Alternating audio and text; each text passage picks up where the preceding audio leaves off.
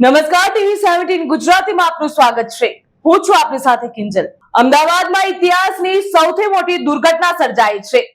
અમદાવાદના મેઘાણીનગરમાં air ઇન્ડિયાનું AI-171 વિમાન crash થયું. આ ઘટનામાં 150 થી વધુ લોકોના મોત નીપજ્યા. સૌથી મહત્વની વાત એ છે કે આ વિમાનમાં ગુજરાતના પૂર્વ મુખ્યમંત્રી વિજય રૂપાણી પણ સવાર હતા. તેમનું બોર્ડિંગ પાસ પણ મળી આવ્યું હતું. જ્યારે પ્લેનમાં કેટલાક મુસાફરો સવાર હતા. યાદીમાં વિજય રૂપાણીનું 12મા નંબરે નામ હતું. વિજય રૂપાણીનું આ ઘટનામાં નિધન નીપજ્યું છે. રાજ્યસભાના સાંસદ પરિમલ નથવાણીએ આ વિશે ટ્વીટ ઉપર માહિતી આપી.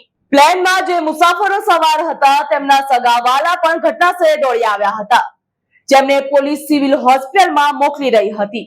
પ્લેનમાં 169 સભ્યો હતા, જેમાં ભારતીય લોકો સામેલ હતા. 53 લોકો બ્રિટિશ પણ સામેલ હતા.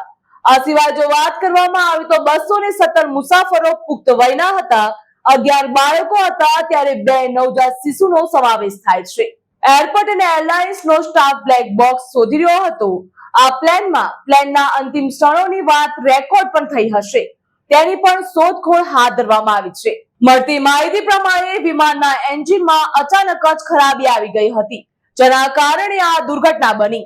પ્લેનમાં 238 લોકો હાજર હતા. એર ઇન્ડિયાનું આ પ્લેન અમદાવાદથી ટેક ઓફ કર્યા પછી લંડન જવા માટે રવાના થયું હતું. આ દુર્ઘટના સ્થળ ઉપર ધુમાડા પણ જોવા મળ્યા હતા. ઘટના બાદ કેન્દ્રીય મંત્રી અમિત શાહ તેમજ ગુજરાતના મુખ્યમંત્રી, રાજ્યના ગૃહમંત્રી અને અમદાવાદ પોલીસ કમિશનર ફોન ઉપર વાતચીત કરી હતી. ત્યારબાદ સમગ્ર પરિસ્થિતિનો તાગ મેળવ્યો હતો. કેન્દ્રીય ગૃહમંત્રી અમિત શાહ અમદાવાદ ખાતે પણ આવી ગયા છે. આગની ભીષણતાના કારણે કેટલાક લોકોએ પોતાનો જીવ બચવા માટે બિલ્ડિંગના 4થા માળેથી કૂદકા માર્યા હતા.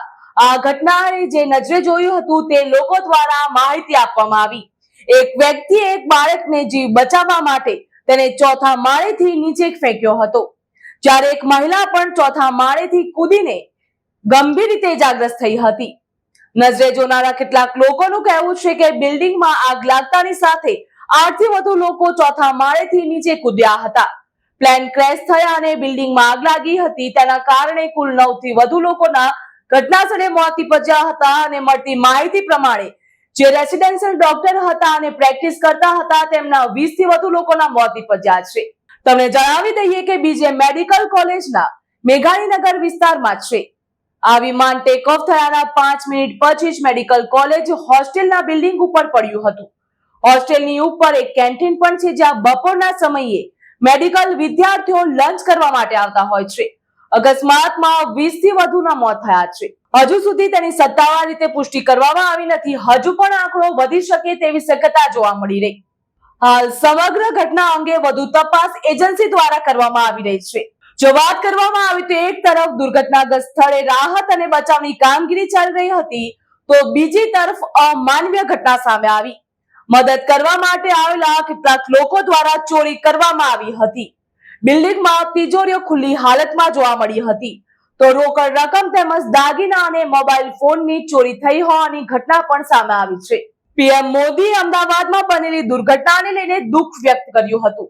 પીએમ મોદીએ ટ્વીટ કરતા જણાવ્યું કે અમદાવાદમાં બનેલી દુર્ઘટના એ આપણા બધા માટે સ્તબ્ધ અને દુઃખી વાત છે. તે શબ્દોમાં કહી શકાય તેમ નથી.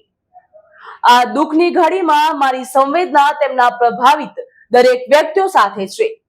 અસરગ્રસ્તોને મદદ કરવા માટે કામ કરી રહ્યા છીએ તેમજ તેવું તેમના દ્વારા કહેવામાં આવ્યું.